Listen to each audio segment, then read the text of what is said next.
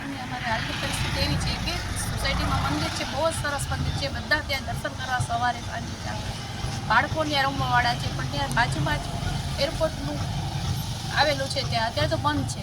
તો ત્યાં ખૂબ જ વેલા અને ઝાડી ઝાકરા ને એવું બધું બહુ થયેલું, એટલે બહુ જ ગંદકી થયેલી છે.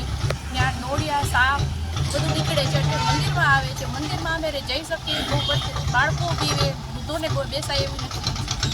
એનું કંઈક કરો તો વધારે સારું રહે. સાપ ઘૂસી જાય ઘરમાં ઘૂસી જાય છે, સોસાયટીમાં અમારા ઘર સુધી પહોંચી જાય છે. ઈયળો એટલી આવે છે, સાપ નોળિયા અને ઉંદર.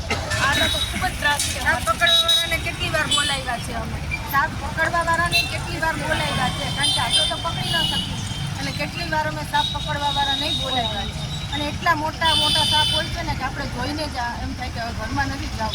જ્યાં સુધી સાપ પકડવાવાળા ન આવે ત્યાં સુધી બહાર બેઠા છે.